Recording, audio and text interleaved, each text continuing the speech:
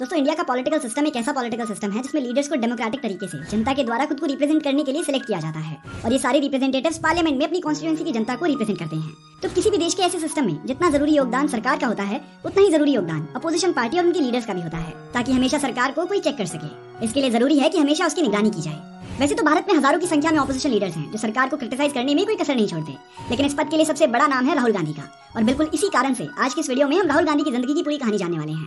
Video को शुरू करने से पहले मैं आपको ये भी बताना चाहता हूँ कि हमने ये वीडियो किसी पार्टी की ओर इंक्लिनेशन के कारण नहीं बनाई है, बल्कि लोगों की जिज्ञासा की वजह से बनाई है। तो राहुल गांधी नाम के इस ऑपोजिशन लीडर और इंडियन पॉलिटिशियन का जन्म 19 जून 1970 को देश की राजधानी दिल्ली में देश की सबसे हाई प्रोफाइल पॉलिटिकल फैमिली में हुआ था। इनके पिता श्री राजीव रत्न गांधी भारत के उन चुनिंदा पॉलिटिशियंस में से थे जिन्हें एक प्राइम मिनिस्टर के रूप में देश की जिम्मेदारी को संभालने का मौका मिला। साल 1984 से 1989 तक इनके पिता प्रधानमंत्री रहे। वैसे राहुल गांधी के जन्म के समय इनके पिता राजनीतिक रूप से इतने सक्रिय नहीं थे।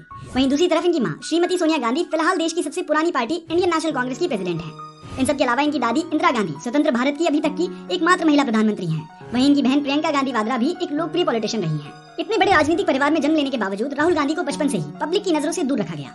बचपन में इन्होंने अपनी पढ़ाई की शुरुआत सेंट कोलंबिया स्कूल दिल्ली से करी, जिसके बाद इन्हें उत्तराखंड शिफ्ट कर दिया गया, जहां उन्होंने द दून स्कूल में एडमिशन लिया, जो कि बॉयज का एक हाईली सेलेक्टिव बोर्डिंग स्कूल है। यहाँ तक राहुल गांधी की पढ़ाई ठीक चल रही थी, लेकिन अचानक उस वक्त की तत्कालीन प्रधानमंत्री और उनकी दादी इंदिरा गांधी की उन्हीं के बॉडीगार्ड सतवंत सिंह और बेन सिंह के द्वारा हत्या कर दी गई, जिसकी वजह से राहुल और उनकी बहन को सिक्योरिटी रीजंस के कारण कुछ समय के लिए होम स्कूलिंग करनी पड़ी। और कुछ समय बाद जब माहौल शांत हुआ, तब साल 1989 में इन्होंने यूनिवर्सिटी ऑफ दिल्ली के सेंट स्टीफेंस कॉलेज में अंडर ग्रेड एजुकेशन के लिए एडमिशन ले लिया। लेकिन पढ़ाई के बीच में ही इन्होंने आगे की पढ़ाई करने के लिए यूनाइटेड स्टेट्स ऑफ अमेरिका जाने का मन बना लिया और इसी तरह वो यूएसए चले गए।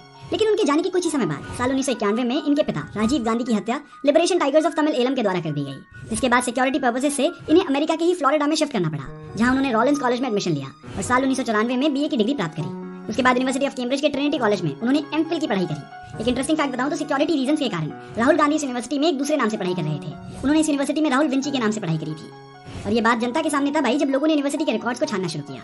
इसी के बाद राहुल गांधी ने अपने प्रोफेशनल करियर की शुरुआत करी, लेकिन कुछ ही समय काम करने के बाद उन्होंने इंडिया वापस आने का फैसला किया और 2004 में वो वापस इंडिया आ गए, जहां उन्होंने अपनी खुद की टेक्नोलॉजी कंसल्टेंसी कंपनी की शुरुआत करी। और इसके साथ ही उन्होंने पॉलिटिक्स में भी आने का फैसला कर लिया था, जो उनके लिए काफी स्वाभाविक भी था। संयोग की बात थी कि उसी साल लोकसभा इलेक्शंस भी होने थे, जिसका लाभ उठाते हुए उन्होंने अमेठी के लोकसभा कॉन्स्टिट्यूएंसी से इलेक्शन लड़ने की भी घोषणा कर दी और अपने बैकग्राउंड के दम पर वो करीब 1 लाख वोटों के अंतर से इलेक्शन भी जीत गए। और उसके बाद पॉलिटिकली काफी एक्टिव हो गए और साल 2006 में इन्होंने अपनी मां के री इलेक्शन के लिए रैली में पार्टिसिपेट करना भी शुरू करा और करीब 4 लाख वोटों से उन्हें जीत दिलाई, जिसकी वजह से साल 2007 तक ये कांग्रेस पार्टी और उसके कैंपेन के प्रोमिनेंट फिगर बन चुके थे। और इनकी इसी प्रसिद्धि को देखते हुए 24 सितंबर 2007 को इन्हें ऑल इंडिया कांग्रेस कमेटी के जनरल सेक्रेटरी के रूप में अपॉइंट कर दिया गया। और न सिर्फ कांग्रेस कमेटी बल्कि इंडियन यूथ कांग्रेस और national students union of India यानी कि एनएसयूआई की भी जिम्मेदारी इन्हें दे दी गई। और इसकी जिम्मेदारी संभालते ही इन्होंने कांग्रेस के साथ युवाओं को जोड़ने का काम किया और बस कुछ ही समय में इन्होंने पहले की तुलना में 10 गुना से भी ज्यादा युवाओं को अपने साथ जोड़ा।